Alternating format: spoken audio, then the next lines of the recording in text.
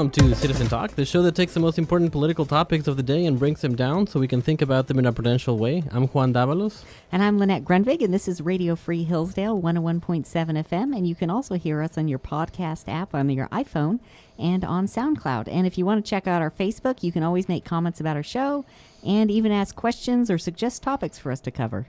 Absolutely. And so, Lynette, we talk about prudence here in this show. Why don't you tell us what prudence is? Well, you know, I think Dr. Arnn probably knows this much better than me, but I will give it a stab. Essentially, prudence is looking towards a desired end and making the means of the circumstances, looking at your circumstances and using various means to get to those ends. So it's flexible, which is good for politics because politics is never really still. You want the good of the country, and we may disagree currently about what that good means, but there are many different ways we can get to that good, and that's really the role of a statesman or a good politician. Well, we're going to spend the next probably 45 minutes talking with Dr. Arnn today to try to distill that. What does prudence mean? And especially because we are, you know, we want to be good citizens. We want to be citizens that care about our country, and so understanding what prudence means is important for us. Therefore, let me introduce our guest today. Our guest is Dr. Larry P. Arnn. He is the president of Hillsdale College. Here at the college, he teaches both Aristotle and the statesmanship of Winston Churchill, amongst other classes, but therefore he is the perfect guest to talk about this topic. Welcome to the show, Dr. Arnn. Welcome to you. You guys are pros, by the way. Well, we're getting there. We're trying to. We're getting better. So, Dr. Arnn, you know, tell us, what is prudence? Yeah. Prudence is a human virtue, and the human virtues, and what virtue means is a thing having the qualities it's supposed to have to be what it is. The human virtues break down into two parts. One is moral virtues or doing virtues, and the prime ones of those are courage, moderation, and justice, and intellectual virtues. These moral virtues have a lot to do with what you intend, what you wish for. A thing cannot be courageous, even if it risks your life, unless you do it for the right reason and knowing that it risks your life. If you do it for glory, if you do it because it's a beautiful and virtuous act, then Aristotle teaches us that that's what makes it so. The intellectual virtues are thinking virtues. They're what go on in your rational soul. And they break down into two parts as well. And you could call the parts practical and theoretical. And they're distinguished by what they concern, by their subject matter, by what the mental weather concerning them is about. Wisdom and contemplation are the highest intellectual virtues, and their subject matter is eternal things that are elevated. That means any abstract question that's high, like what is it for a thing to be? What is God? What is man? And those, if you can never get an answer to those things, that answer lasts all the time. And prudence is the first virtue that Aristotle describes among the intellectual virtues in Book 6 of his Ethics. And that virtue is practical. And it concerns two things. Lynette said it. It's double-visioned. People who are prudent people have two things, and it takes them both. One is they're excellent estimators of events and developments and things. They can keep the shifting world around them in pretty good order. Great generals are like that. Battlefields are very confusing. Some people are not as confused as others. Generals make a lot of mistakes because they're afraid, because they don't quite understand what's happening, and they see the enemy behind them when he's not, or breaking through when he's not doing that. But some people just have a gift, and you can cultivate that gift a bit, but they're impressive in understanding the unfolding world around them. And it doesn't seem to unfold so fast for them. Any serious politician has a considerable ability at that, because they have to handle a lot of things, and they're always changing, and if they don't do it effectively, they'll soon be a disgrace. And so that one is, and that can operate at a very high level too. I mean, like a really good college president can be a very prudent person. It's much harder to be the president of the United States. Right. And then to be a great one of those. That's harder still and rare. Not many are. I studied Winston Churchill a lot. He was a superb calculator of events unfolding in the world. So that's the first thing you need.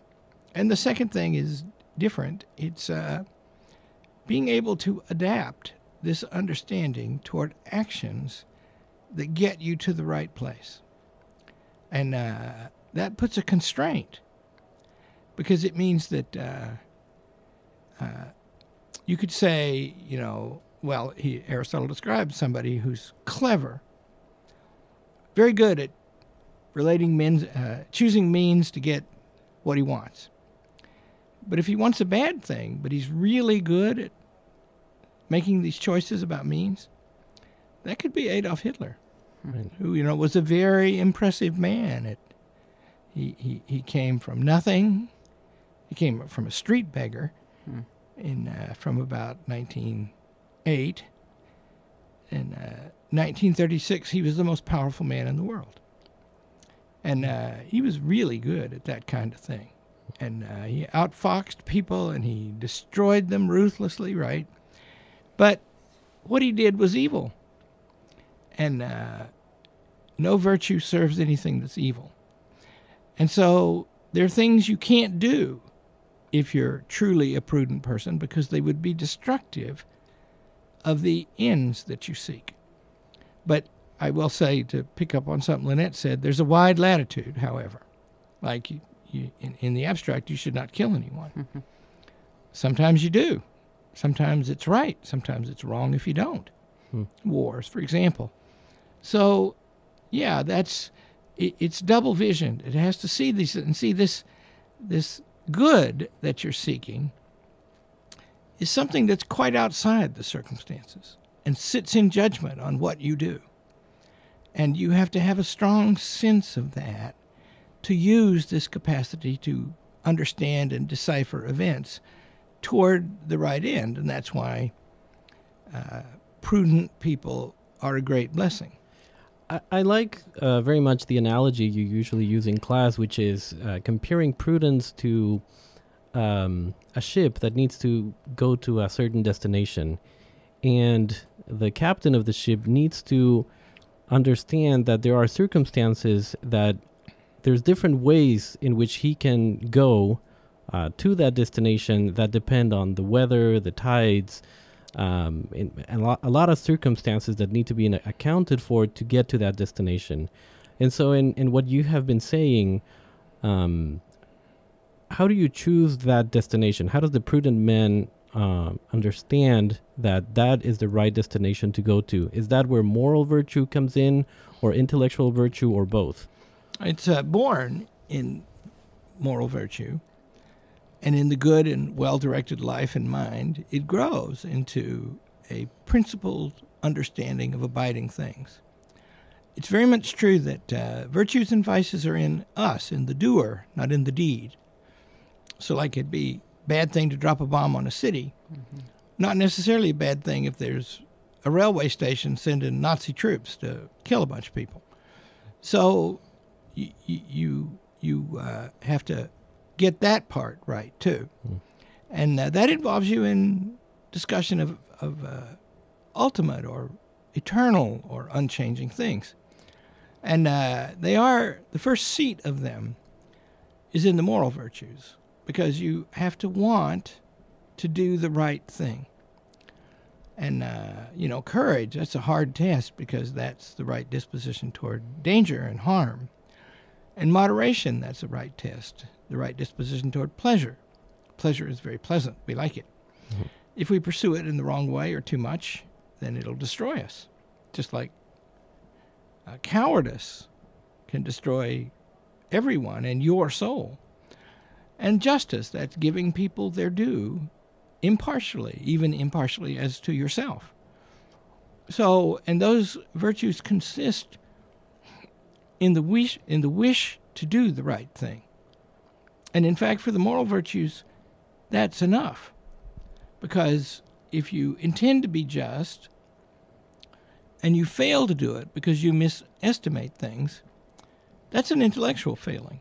You're not very good at calculating things or understanding the events around you. And can you see in that relationship there that you just asked about, that's the place where the whole soul comes together. Because, of course, the human soul would have to be like that because we are both thinking and doing beings, and both are essential to our nature. So I'm wondering, we were just at a discussion about immigration here, and a lot of the people who are attending are very engaged, and they want to help the country, and they want to make things better. And they were asking, how do we make things better, essentially? How do we become active? And so I guess that's my question for you, Dr. Arnn. If you're a person listening to this show, or an average person who really desires the good of our country, how do you access prudence, even whatever bit you have, to try and judge politicians or judge who to vote for or judge whether actions are good or bad in the government? I mean, I wonder how a person takes that and does those things. Well, I'm unfortunately a hammer, and so everything looks to me like a nail. And so I always think you should start by understanding, by learning. What is the country? You know, if you want to be a leading citizen, if you look at the greatest citizens of American history, you know, George Washington, Abraham Lincoln, people like that. That's a category of two. People like that. Then the first thing you got to know is, what is a country? What is it for? What kind of thing is it? How does it differ from like a club or a college or a ball team? And so you should dwell on that. The classics explain all that. There's about 10 pages in Aristotle where you can learn the answer to that. You have to think about it for a long time, but it's not that hard to cover the ground. And then, what's special about this country? And is that worthy? And you know, this country is very remarkable. It's the first to be founded on a universal principle, the principle of human equality. That just raises a power of questions. For example, are we really equal? And Lincoln said beautifully about that. They were not confused about that. They knew that we weren't all the same height or the same intelligence or the same industry. We differ widely in those things. It's obvious. So in what respect are we equal? And the argument is we're equal in being that we're all human and nothing else on earth is. Now that raises the question, what is a human? So you see, you got to know those things. You got to think about them. And how do you know those things, right? Because when you get to explaining the serious questions that come up in politics, like the immigration thing, that's a question about what is citizenship. Right. What is it to be a good citizen of the United States?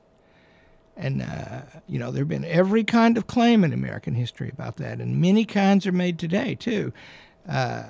Some people in American history have thought that it was a certain color of person. So that's wrong, but that's persistent. That was a big thing in the time of the Civil War and recurs today. So you have to answer those questions. And then you can talk in an informed way about the biggest things. What is this all about? Right? Because you need to get a grasp of that. And I will tell you something I know from experience and from teaching and other ways. And that is, those kinds of things are interesting to everybody. The details of how the Congress works, they're exciting to me because I think there's a crisis in regard to them.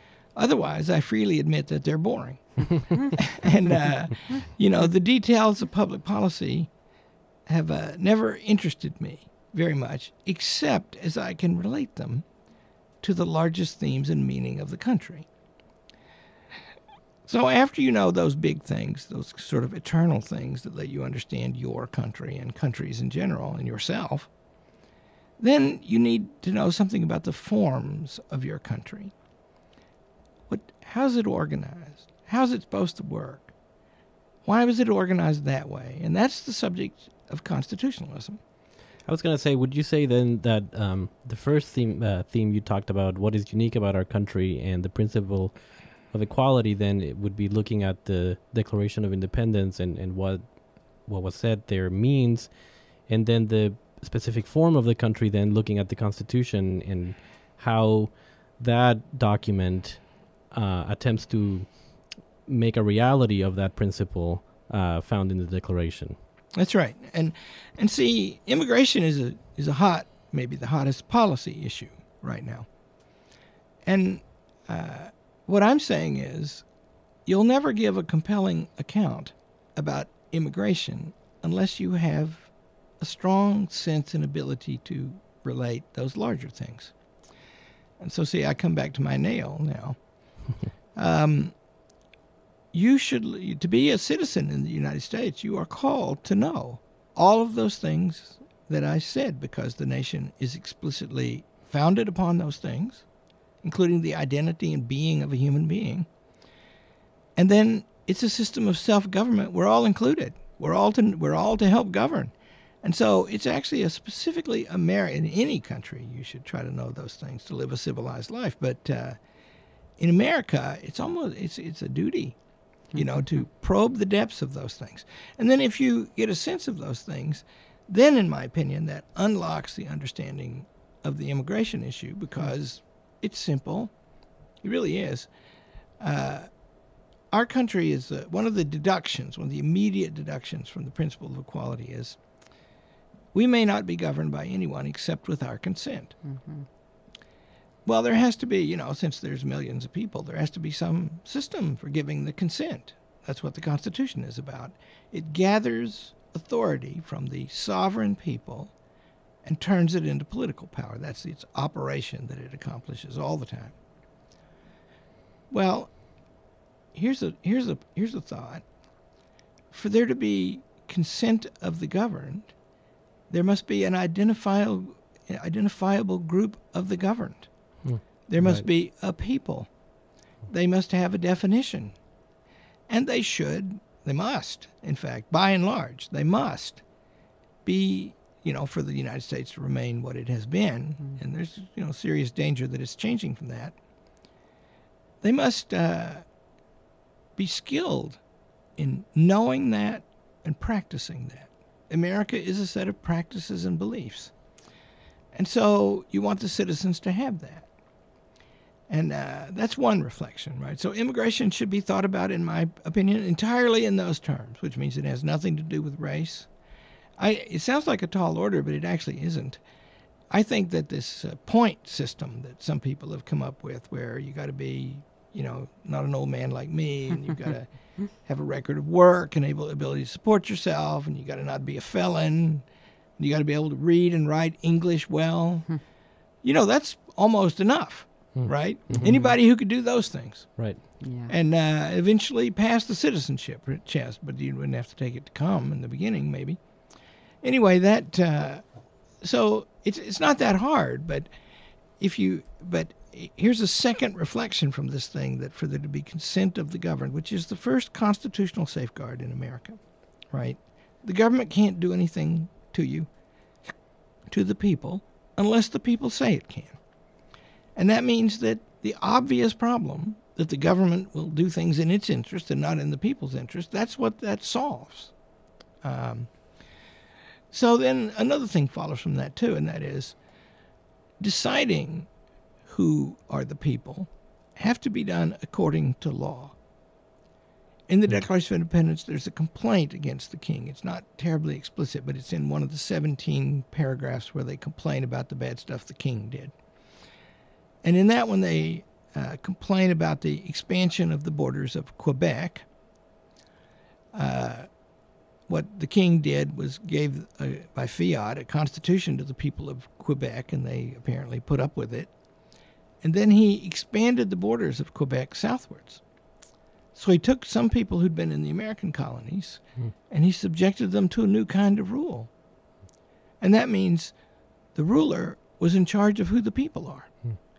Whereas the people are supposed to be in charge of that, and also of who the rulers are. And so it seems to me like immigration is a very serious thing for that simple set of reasons, and also that a solution to it, if we were not living in a house divided, which we are, then a solution to it would not be hard to find or implement. Well, we're going to take a short break. You're listening to Citizen Talk, the show that takes the most important political topics of the day and brings them down so we can think about them in a prudential way. I'm Juan Dávalos. And I'm Lynette Grunvig, and this is Radio Free Hillsdale 101.7 FM. And you can also hear us on your podcast app on your iPhone or iTunes, and you can listen to us on SoundCloud.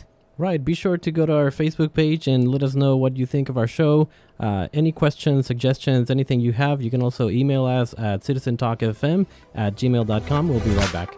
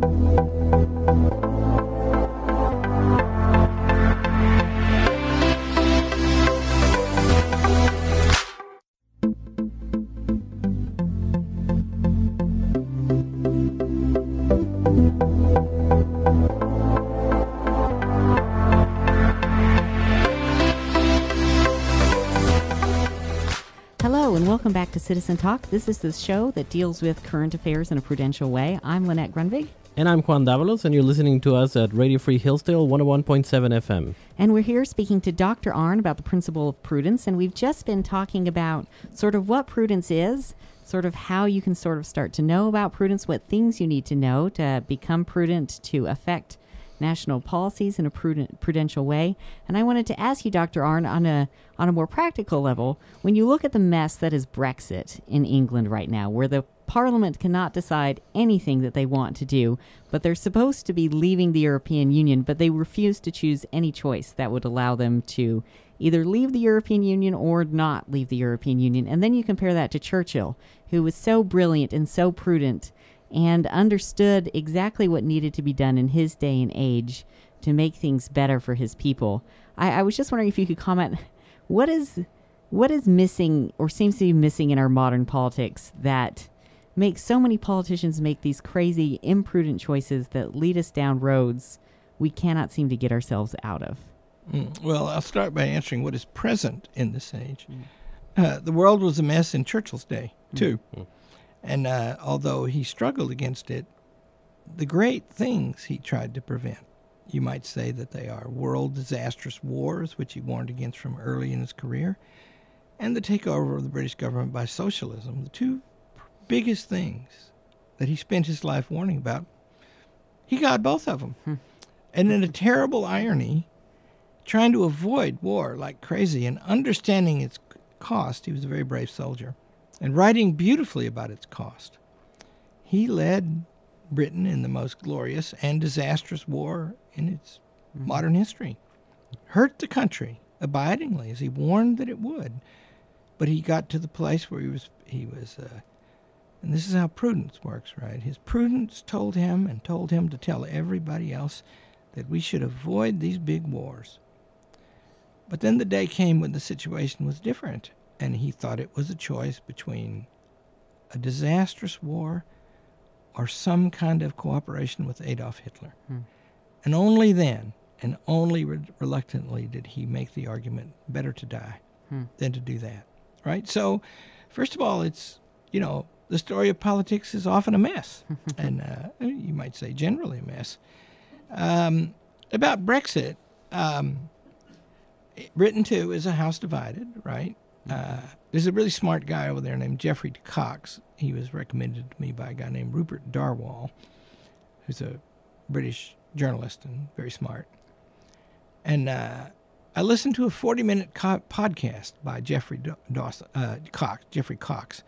Jeffrey Dawson was the difficult editor of the Times in Winston Churchill's day. And he said why it's so hard. He said, effectively, it's a house divided. He said a lot of us think of ourselves as British, and he particularly loves its poetry and its language. And then there's a lot of people, and especially among younger people, and they don't think of themselves that way. They think of themselves as European. And so it raises huge difficulties. And the people voted for it by 4 points. That's enough margin to count for sure.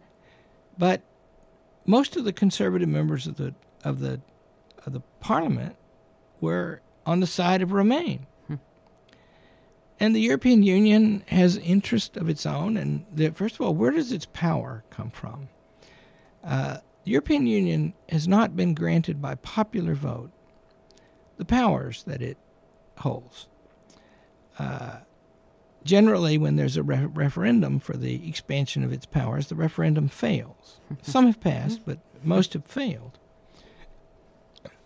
They've been established by treaties among the governments. And the latest one, which was, I can't remember where it was now, Barcelona maybe, that gave it very great powers. It became a government. It's a government now.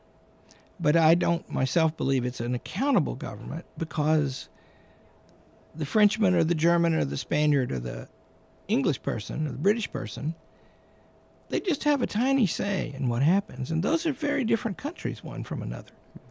And so they don't feel like they have any control over the thing. There's very great dissatisfaction with the European Union all over Europe. It is generally unpopular in several large countries, more popular than unpopular in Germany, for example, and sometimes in France. Well, that's the way of everywhere you see a bureaucratic, centralized government. It doesn't tend to be popular. Doesn't tend to work because it's an awkward way to govern. It involves interfering in people's lives a lot and telling them how to live. And that's a hard job for them, the people, and it's a hard job for the ones who try to do it, too. Well, the European Union then faces a possibility that a lot of countries might want to leave.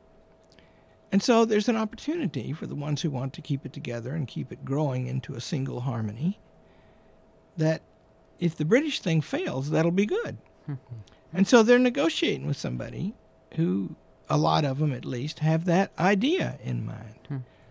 It's not, we've been partners for a long time, we're going to help you go. We understand the power of the fact that 52% of your people voted for this. It's, well, okay, you can go, but the conditions will be hard. Or else there'll be what everybody fears. I'm not sure that I do fear this. A no-deal Brexit.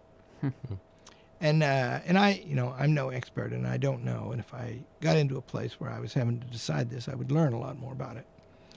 I follow it now because Winston Churchill and Penelope Arnn are citizens of that country, and I love the country too.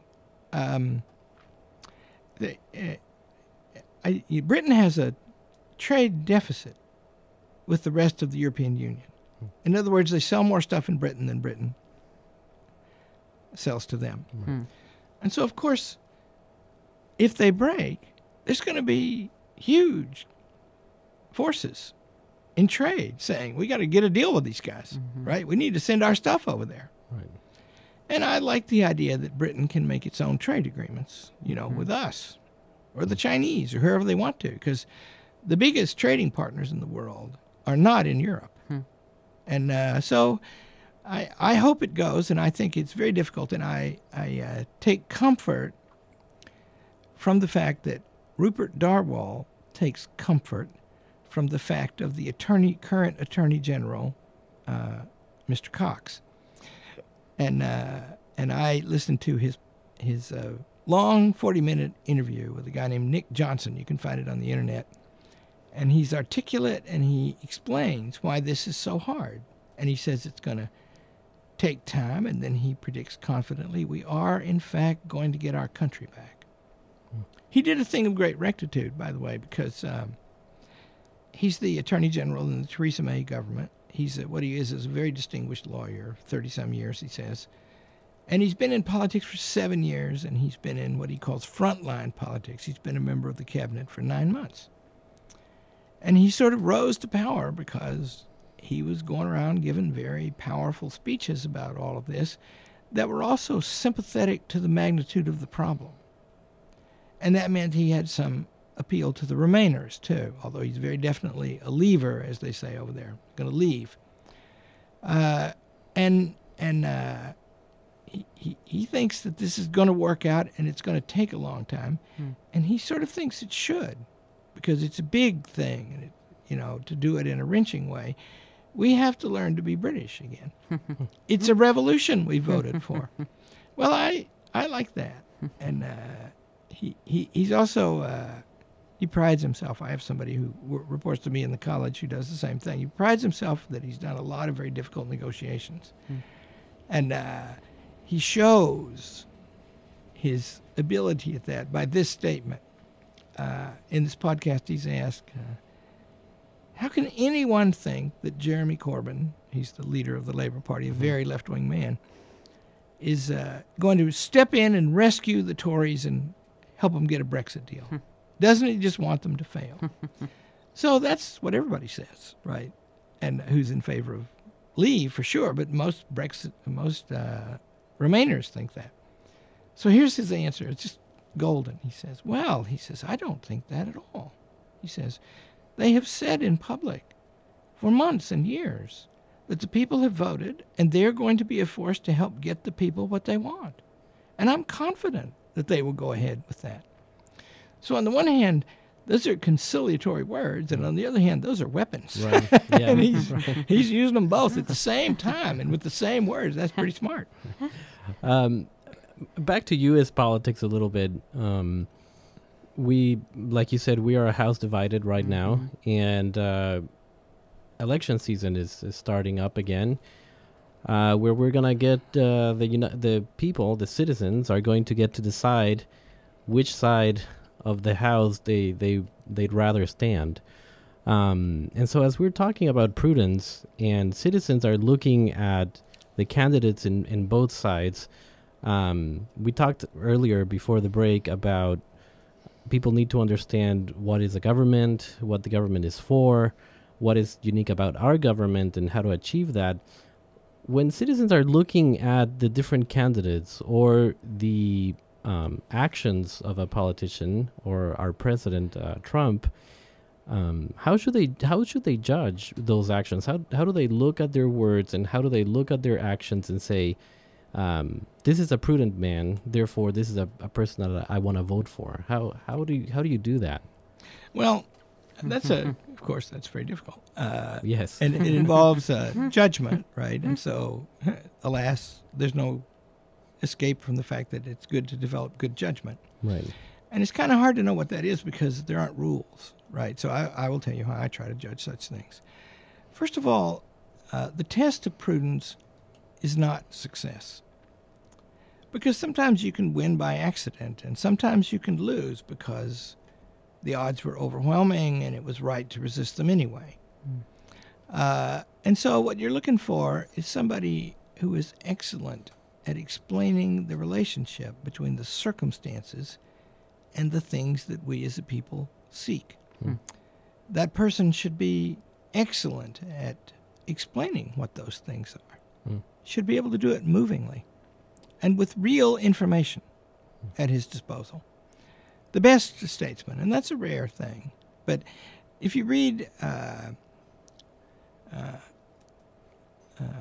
Lincoln's House Divided speech, for example, 1858, or read Churchill's Munich speech, 1938, both of those have those qualities, right? First of all, there's an exposition of complex circumstances that render them comprehensible and place them in an order, the order provided by their relationship to the proper ends. And then when they spoke of the ends, they speak beautifully. In Munich speech, Churchill explains what's wrong with the Nazis, right? They're weak. Why? What are they afraid of? Words frighten them. They try to control what people say, right? So you're looking for people who do that. And then the other thing is, because politics is very controversial, and because, remember, everything is filtered now. So, and really grossly, grotesquely filtered. I personally don't watch the TV news, even Fox News, which I think the 6 o'clock report is the best thing I've seen on TV news in my life. But I also think it's, thin gruel, and they can't relate that much. So you should read a couple of newspapers. And then when the president gives a big speech and some leading opponent gives a big speech against him, read those speeches. Any opponent, his party or another party, any president, right? And then you're reading at least two, and more is better, powerful people explaining what things mean. And then that's important. I know that during the 2016 election, that's one of the most important things that it was the first election that I actually, rather than listening or reading reports about the candidates, I actually started looking at the speeches of the candidates themselves. And that was very, very telling for me, how what was being told to me about different candidates wasn't actually what I was reading from those specific candidates themselves. Yeah, and if you read, in my case, it's sometimes a sore trial because there are people that I can hardly bear to attend to. But I try to make myself, and I do read newspapers. But here's another thing, commentators. There's more than one kind. And the kinds on the TV news and in the big media newspapers, there's an incredible harmony in what they have to say. And that's not good. And then the other thing is, those people are, for the most part, journalists, right? They form their understanding by going from thing to thing to thing and being really quick at keeping up with everything. But what about somebody who's deeply learned? Somebody who's spent a long time. There are, about politics, there are academics, several of them work here at Hillsdale College, and they really have a deep understanding, and they write things. And they go on Hugh Hewitt radio sometimes. And you should listen to them because, everybody needs teachers, and these people are teachers. Most of them are, most of the faculty here, they're friends of mine, right? And some of them are very old friends. But all of the very old friends of mine who teach here, they're also my teachers, and they have been for a long time. And once in a while, I show them a thing or two. So, yeah, you want to, it matters who you run with. You should look for high-quality people, not just partisans. Right. Sorry, Lynette, go ahead. Oh, well, I was just going to ask you, when you're looking at the Trump administration, at how they've dealt with, well, we talked about immigration a little bit, but tax policy, tariff policy, all of the foreign policy issues with Europe and China, and how do you think the Trump presidency is doing in terms of prudence? Is he a good prudential politician? Well, of course, by one standard, he is. He's the president of the United States, and he's the only one with his background ever elected to that office. I read a thing. Of course, I don't know the truth of it probably any more than anybody else does, but I read a thing that when he told his wife he was going to run for president, Melania, she replied, "Are you taking into account the fact that if you run, you will win?" So she believes in him if that story is true. So yeah, of course he is, right? And he did break a lot of things up and saw that they were vulnerable. So ultimately, how he will be judged? Well, that'll depend on time, right? If he's hammered and the effect of his presidency is those things get worse for the intermediate and long term, those things he fought against, then that wouldn't prove that he's imprudent. It might prove that we can't be saved. It might not. And that's a judgment that has to be made after. And you'll know more when it's over. Of course, it will affect things a lot and how we think of him. What if he about wins. what about the criticism by many conservatives on the right? Jonah Goldberg, one of them. Before the break, we were talking about how the moral virtues, courage, moderation, and all those play into the actions of a prudent man. And people like Jonah Goldberg bring up the fact that, well, our president is not a moral man. He doesn't have the right character. How do you answer to that? Is it necessary for a person to be extremely virtuous, I guess I would say, in the moral virtues in order to be prudent, or are failings allowed? I guess Well, how does moral virtue play into it? So, paraphrase Shakespeare, the elements are mixed up in different people in different ways. Trump is assertive, maybe too much, but some amount of that is a virtue. Trump seems to me courageous. He sticks on in the face of incredible opposition. Obviously, Trump has made some good calculations. I think Trump is generous-hearted. I think he wants to help everybody. I do think that. But that's, I don't know any more than Jonah Goldberg does, I don't think. And so let's put it this way. Trump is said to have something in common with Andrew Jackson, president. I think he does. But add to that a more extreme example. If you read Churchill's great contemporaries, those are essays, and Churchill could really write essays about famous people he knew. And everyone is different from the other. There's one about Hitler, whom he never met, although he almost did. There's one about Trotsky. There's one about Lenin. He didn't like those guys, right? There's one about his oldest and closest friend, F.E. Smith. There's one about his most admired politician, one of his most admired politicians, a French politician, Georges Clemenceau. And Clemenceau was the president of France, the prime minister of France, at the end of the First World War, and sort of saved the country. And his nickname was the Tiger. And he was very tough. And he was tough in this way. If you offended him in a way that he thought went beyond the pale, he would challenge you to a duel. And he killed some people in those duels. So, he was a fighter. And he loved his country, and he helped keep it free, independent of Germany. And he, and he served it effectively. Now, Winston Churchill didn't act like he did in many respects, but he just thought, yeah, look at that guy. That guy is effective, and he's working toward the right ends, and he has a lot of the virtues. I guess one we're over time, but that's okay. We'll keep this in the podcast version and not on the radio version.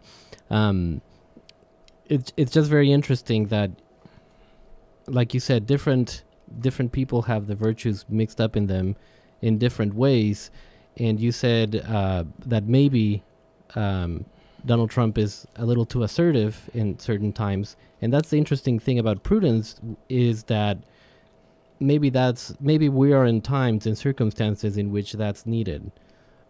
Being assertive, being more assertive than you would normally have to be because of the political battles we find ourselves in. Well, politics is very fierce now, dangerous for everybody. Right. Dangerous for ordinary people. And so it's, character assassination is an early step. And so, to face all that, it's very difficult to get a happy, well-organized person to go into politics. Right. Because it's kind of a stupid thing to do. Right. And so, yeah, you do need a high quotient of assertion, especially if you're like Trump and you're going to swim against the tide, right? If you're on the left these days, and it's just the way things are, then because there's a dominant set of ideas among the thinking classes, you might call it. Everybody's a thinker, but we refer to these guys as the thinking classes, right? And sometimes we call them the chattering classes. Here am I chattering. But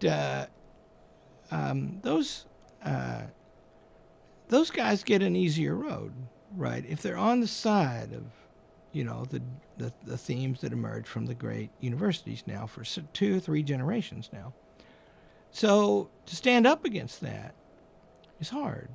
And it looks to me like his actions are consistently in the direction of what he said he would do. And I think it's a factual point that he's been talking about these kinds of things at least since 1990. And so there's some persistence there. And so I'm not ready to call him a vicious man, although he has some vices. Right. It's been a pleasure having you with us today, Dr. Arnn. You're listening to Citizen Talk, the show that takes the most important political topics of the day. I'm Juan Dávalos. And I'm Lynette Grunvik, and this is Radio Free Hillsdale 101.7 FM. And you can also hear us on your podcast app on your iPhone or on SoundCloud. And you can also look us up on Facebook at Citizen Talk and make comments about the show, suggest topics you would like us to cover, or questions you'd like to be answered. We'll see you next week.